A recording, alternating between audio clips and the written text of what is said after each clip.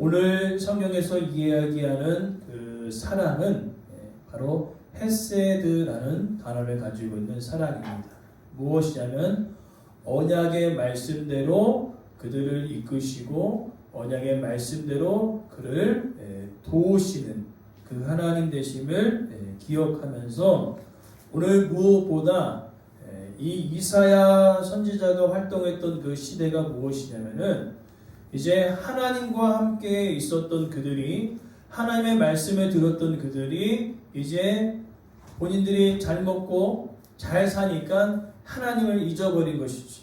그래서 우리는 하나님 없이 살 수 있을 것 같습니다 라고 이야기하며 살아가는 그때에 그들에게 어려움이 찾아온 것입니다. 주변에 아수르와 또 바벨론이 그 나라를 침략하면서 전쟁에서 패배하게 되어지면 생활이 어려울까요? 힘들까요? 어려워지겠죠. 그렇게 어려워지는 상황 가운데 그들이 이야기하는 겁니다. 하나님의 사랑은 어디에 있습니까? 사랑하신다면서 전쟁에 패하고 또 사랑하신다면서 지금 먹는 것도 힘든데 과연 사랑하시는 거 맞습니까? 라고 이렇게 얘기했을 때 이사야 선지자가 아니다라고 이야기하고 있는 것입니다. 그래서 오늘 본문의 내용은요, 하나님께서 얼마나 이스라엘 백성들을 사랑하셨는지 또 특별히 오늘 우리를 얼마나 사랑하셨는지를 말씀을 통해 함께 나누고 변하지 않는 그 하나님의 사랑을 우리가 기억하며 한 해를 마무리하고 한 해를 시작하기에 간절히 소망합니다. 먼저는요, 하나님께서 그렇게 어려움 가운데 있고 또 때로는 외부의 나라에 의해서 전쟁의 삶이 피폐해져 가고 있는 그들의 삶을 통하여서 먼저 얘기하는 것은 바로 이것입니다. 너는 내 것이다. 그러니까 변화가 일어나는 그 현실 속에서 변하지 않는 관계를 이야기하시는 것입니다.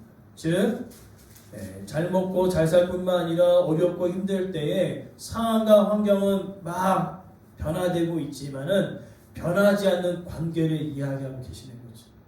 여러분, 예를 들어서 여러분들의 자녀들이 있습니다. 자녀들이 있는데 이렇게 얘기하는 거예요. 이제 살만하니까 이제 살만해요. 어머니 아버지 필요 없어요. 그리고 집을 나가는 거죠. 그럼 기분이 어떠세요? 기분이 어떠십니까? 네. 엄마 아빠 나 이제 살만하니까 엄마 아빠 필요 없어. 그리고 집을 나가는 거예요. 기분이 상당히 안 좋죠. 오늘 이스라엘 백성들이 잘 먹고 잘 살 때 하나님 필요 없어요. 이제 우리가 마음대로 살 수 있을 것 같습니다. 이렇게 얘기하고 있는 그 상황 속에 어려움이 왔어요. 어려움이 오다 보니까 이스라엘 백성들이 그러면 하나님께서 나를 사랑하신 것이 맞는가 라고 이야기하고 있는 것이죠. 그런데 하나님께서 뭐라고 얘기하셨냐면요, 바로 이렇게 얘기하십니다. 내가 너를 창조하였고 내가 너를 지었노라 이야기하시는 겁니다. 무엇입니까? 우리의 인류의 기원을 얘기하고 계시는 거죠. 하나님께서 사람을 만드셨던 그 이야기. 그러면서 이야기하시죠. 하나님께서는 지금 현재 처해져 있는 현실의 어려움을 이야기하는 것이 아니라 너와 나의 관계를 얘기하는 거예요. 네가 아무리 힘들고 어려워도 너는 내 아들이야. 너는 내 자녀야 라고 얘기하는 거예요. 아까 잘 먹고 잘 살 때는 아빠 엄마 필요 없어 나갔다가 힘드니까 다시 들어온 거예요. 다시 들어와서 얘기하는 거를 도와달라는 거죠. 그때 여러분들 느끼는 감정은 뭐예요? 이 새끼는 잘 먹고 잘 살 때는 필요 없다고 얘기하다가 어려우니까 이제 찾아오는구나 라고 생각하는 겁니다. 그렇게 어려움에 처했을 때 하나님께서 얘기하시는 건 뭐냐면은 잘 먹고 잘 살 때나 어렵고 힘들 때 그걸 얘기하는 게 아니라 뭘 얘기하냐면 잘 먹고 잘 살아도 어려워도 괜찮아. 너는 내 아들이니까. 그 얘기하는 거예요. 너는 내 딸이니까 괜찮아. 잘 먹고 잘 살아서 혹여나 나를 떠났어도 괜찮아. 그래도 다시 한번 돌아올 수 있는 그 기회를 하나님께서 허락하셨을 때 너희들이 돌아온다면 나는 따지지 않겠다는 거예요. 뭐 때문에? 관계 때문에. 관계 때문에. 그것을 먼저 얘기하고 계시는 것입니다. 그러니까 두려워하지 말라는 거죠. 왜 두려워하지 말라는 겁니까? 변하지 않는 관계 때문에 그렇다는 것입니다. 그러면서 오늘 본문의 내용은요, 그러한 상황 가운데 실제로 그들이 느꼈던 상황은요, 바로 2절 말씀이에요. 하나님 사랑하신다면서요. 근데 저희들이 만난 게 뭐냐면요, 물을 만났어요. 강을 만났네요. 그리고 불을 만났습니다.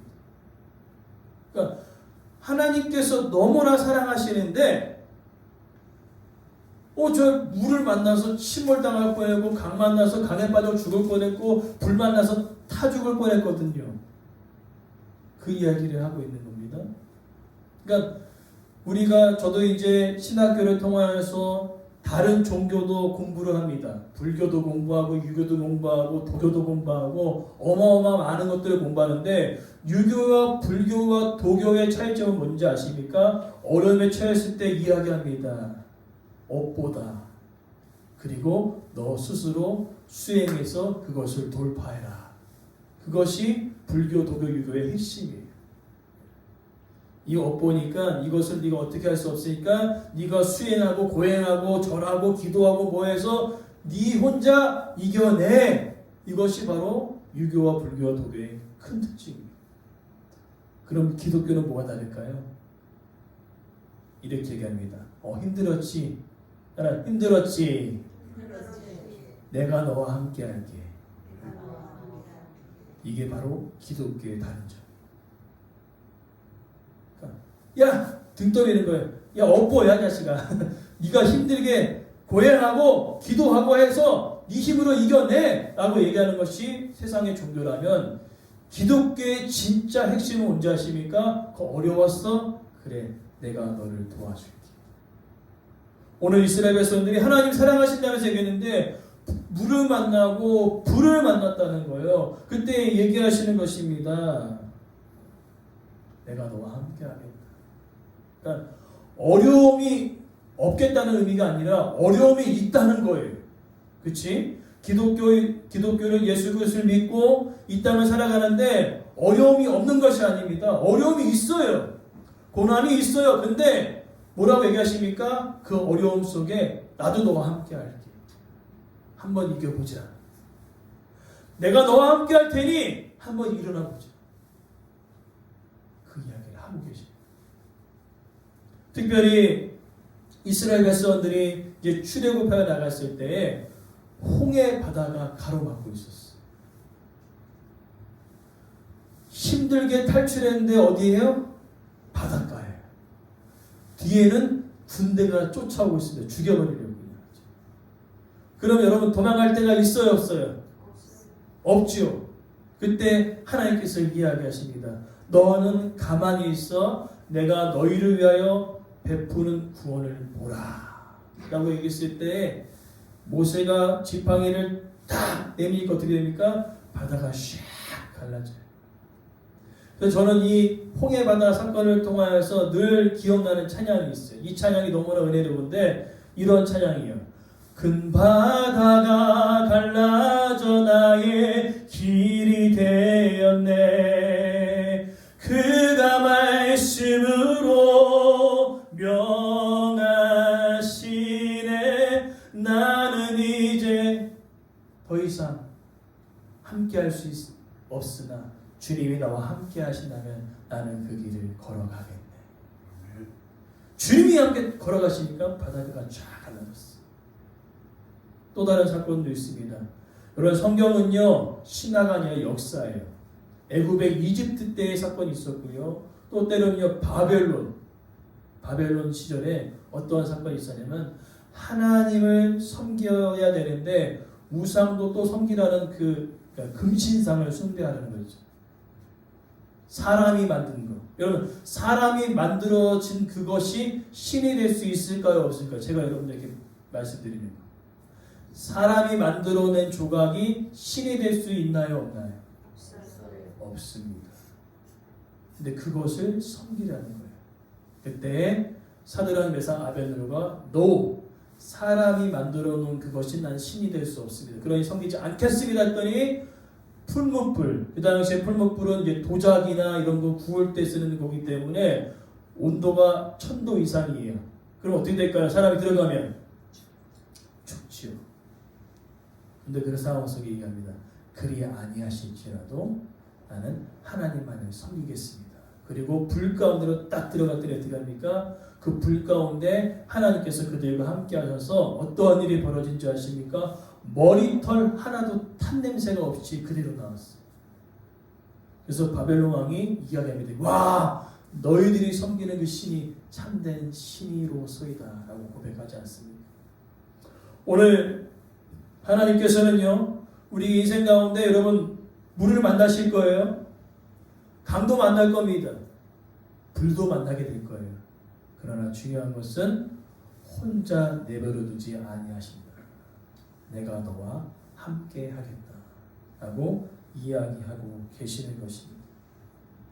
그것이 바로 문제가 있는 상황 가운데 문제를 혼자 풀게 하시는 것이 아니라 같이 풀어가시는 하나님의 사랑이 우리 가운데 있다라고 이스라엘 백성들에게 이야기하셨고 오늘날 우리들에게도 그대로 이야기하고 계시는 겁니다. 그리고 나서 이어지는 내용이 무엇입니까? 중요한 단어가 오늘 본문의 4절 말씀에 내가 내 눈에는 보배롭고 존귀하게 보인다고 말씀했어요. 자, 지금 이스라엘 백성들의 상황은 어떤 상황이냐면요, 이제 큰 나라 아수르와 바벨론에 의해서 완전히 폭삭 망해버렸습니다. 신분이 그냥 포로의 신분이었어요. 세상 사람들이 보기에는 어때요? 이 사람들? 망한 사람이지요. 실패한 인생이지요. 그죠? 아니, 포로의 신분이잖아요. 자유가 없잖아요. 세상 사람들의 기준을 봤을 때 망한 인생이에요. 아무것도 못하는 인생입니다. 그러나 하나님께서 보실 때는 뭐라고 얘기했어요? 내 눈에 가장 가치 있는 존재라고 얘기했어요. 보배롭고 존귀하다라고 얘기하고 있어요. 하나님께서는요, 우리의 신분이 어떠하든지 내가 너를 지명하여 불러나니 내가 너는 내 것이라고 이야기해 주셨다면 하나님은요, 여러분들이 어떠한 상황 가운데 있을지라도 가장 아름답게 보일 것입니다. 여러분 자녀들 있지요? 자녀들 있지 않습니까? 딸 있고 아들도 있는데 주변에 많은 이쁜 아이들이 있어도 누가 제일 예뻐요? 내 애기가 제일 예뻐요. 내 애기가 제일 이쁘고 멋져요. 그것이 바로 하나님께서 보시는 기준이에요. 세상 사람들이 봤을 때 너는 망한 자고 실패자라고 얘기하지만 하나님이 보시기에는요, 제일 보배롭고 존귀한 사람이 왜? 내 자녀니까. 오늘 그 얘기하는 거예요. 이스라엘 백성들이 아유 어렵고 힘드니까 포로의 신분이고 먹을 것도 없고 힘든 상황 싸운데 힘들다고 얘기했을 때 사람들이 얘기하죠. 아수르 나라가 대제국 바벨론 얘기합니다. 너희들의 인생은 끝났어 이제. 너희들이 실패한 인생이라고 얘기했을 때 하나님은 아니다! 라고 얘기하는 거예요. 너는 내 것이 가장 보배롭고 사랑스럽다 라고 얘기하고 계십니다. 우리 앞뒤로 옆으로 이렇게 인사합시다. 가장 보배롭고 존귀한 자이십니다. 존귀한 자이십니다. 아멘. 하나님 보시기에 가장 가치 있는 존재라고 말씀하고 계세요. 그러니까 이스라엘 모습이 현재 그렇더라도 아니라는 거죠. 그것이 하나님의 얘기하시죠. 자, 그리고 나서 뭐라고 얘기합니까? 거기만 얘기하면 아닌데 제일 중요한 건 5절부터 7절까지 말씀은 뭐냐면은 지금 현재 여러 나라에 끌려가가지고요, 동쪽, 서쪽, 북쪽, 남쪽으로 다 흩어졌어요. 다 흩어진 사람들을 모으기가 쉬울까요? 어려울까요? 당연히 어렵죠. 왜? 그들의 신분은 포로였기 때문에. 그 나라가 지금 현재 강대국이기 때문에 그 누구도 그 손아귀에서 빠져나올 수가 절대 없습니다. 하나님께서 얘기하죠. 오늘 본문에 내놓으라. 6절 말씀에 내놓으라. 야 내놔. 내 자녀들 빨리 내놔. 까부지 말고 내놔. 왜 그렇습니까? 하나님은 온 땅을 창조하신 만왕의 왕이시기 때문에 모든 나라 위에 계시는 분이세요. 그렇기 때문에 하나님께서 얘기하시는 겁니다. 야 까부지 말고 내 자녀들 내놔. 그럼 어떻게 해요? 네 하고 내놓을 수밖에 없는. 오늘 그 얘기하는 거예요. 너희들이 사방으로 흩어질지라도 내가 이스라엘로 다시 모이라 했을 때 모든 나라들이 오케이 하나님 맞습니다. 다 우리 이스라엘 백성들 다 놓아주겠습니다. 라고 그렇게 역사하여 가신다는 것입니다. 그리고 7절 말씀 다시 한번 얘기하는데 1절 말씀을 반복하고 있어요. 왜 그렇게까지 하나님께서 하셨을까? 많이 흩어져 있습니다. 사방으로 흩어졌기 때문에 모이기가 쉽지 않아요. 그러나 그들을 왜 모이게 하셨을까? 딱 한 가지밖에 없어요. 따라합시다. 내가 지었고 내가 만들었기에. 아멘. 이거 딱 한 가지. 내 아들이고 내 딸이니까 너희들이 아무리 흩어졌더라도 걱정하지 마. 내가 사방으로 너희를 모아서 다시 한번 회복시켜 줄게. 그러면서 뭘 얘기합니까? 끝까지 포기하지 않는 사람. 하나님은요, 우리를 끝까지 포기하지 않고 사랑하고 계심을 우리는 기억해야 될 줄 믿습니다. 그러하기에 우리는요, 하나님의 사랑을 우리가 알았어요. 세상은 변합니다. 그리고 세상은요, 내가 잘 될 때는 사람들이 되게 많이 모여요. 엄청 모입니다. 내가 잘 될 때는요. 안 될 때는요. 순식간에 사라지는 것이, 안개와 같이 사라지는 것이 바로 세상의 사람들이에요. 오히려 내가 찾아올까 두려워가지고 숨는 것이 세상의 사람들입니다. 그러나 우리는 어떨까요? 하나님은 그렇지 아니하신다. 그러면 하나님이 그렇게 하지 아니하셨다면 오늘날 이 땅 가운데 살아가는 그리스도인이라고 얘기하는 사람들, 내가 예수님을 믿는다고 하는 사람들은 어떻게 살아야 될까요? 그렇게 살아야죠. 힘들고 어려운 사람이 찾아왔을 때 숨어버리고 없어지는 거 아니라 오히려 더 나아가서 뭐가 어려워요? 뭐가 힘들어요? 같이 이겨냅시다. 그것이 바로 하나님께서 보여주신 사랑을 그대로 우리가 보여내는 것입니다. 그 다음에 끝까지 사랑하라 말씀하셨거든요. 여러분 자녀들 힘들다고 버리실 거예요? 안 버리죠. 끝까지 데리고 가야죠. 왜요? 내 자녀니까. 내 딸이니까. 오늘 하나님은요. 끝까지 버리지 않습니다. 끝까지 찾아가서 내가 너를 사랑한다고 보여주십니다. 그 가장 위대한 사랑이 뭔지 아십니까? 바로 예수 그리스도 이 땅에 보내시는 것입니다. 여러분 세상 사람들은요 의인을 위해 목숨을 겁니다. 위인전들을 보면요, 그죠? 그래요. 근데 오늘 본문의 내용은 무엇입니까?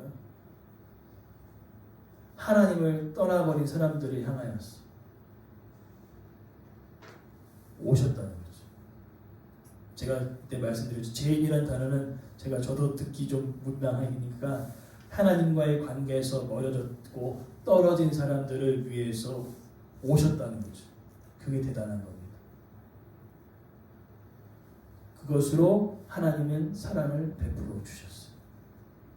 로마서 5장 8절에 보니까 우리가 아직 죄인 되었을 때, 즉 우리가 아직 하나님과의 관계에서 멀어지고 떨어졌을 그때에 하나님은 너무나 우리를 사랑하셔서 예수 그리스도를 이 땅에 보내주셔서 내가 너를 얼마나 사랑하는지 내가 보여줄게. 아들을 대신 죽이셨어요. 이건 보통 사람이 아니죠. 그리고 대신 우리를 살리셨어요. 야, 이거는 엄청난 것입니다. 우리를 위해 대신 죽으시고 우리가 다시 살아난다. 오늘 그 사랑을 언제까지 해주신다고요?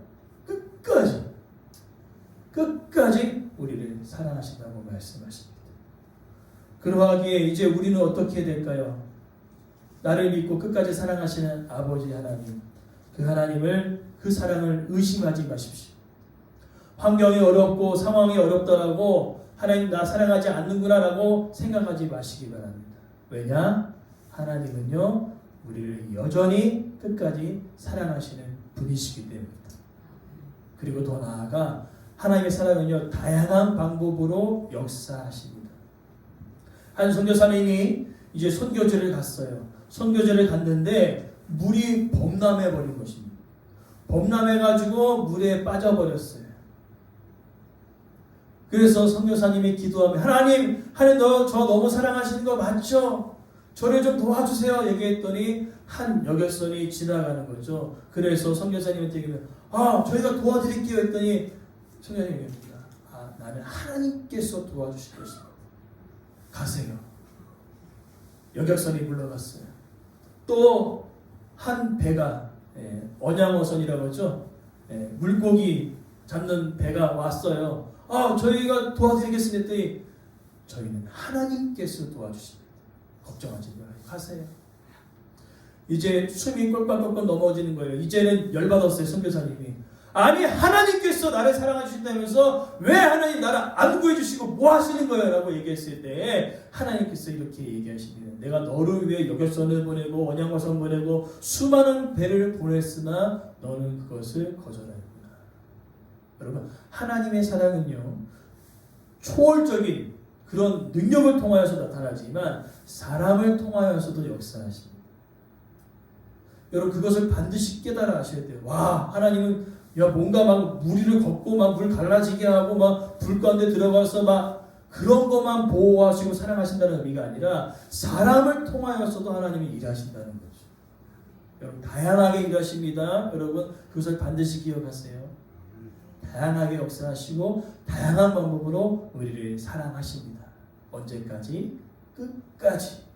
그래서 우리가 해야 할 일은 뭡니까? 내 아버지 되신 그 하나님, 그 하나님의 사랑을 우리가 기억하면서 그 사랑을 간직할 뿐만 아니라 간직하면 거기서 끝나는 것이 아니라 하나님의 말씀은 간직했으면 흘려보내라.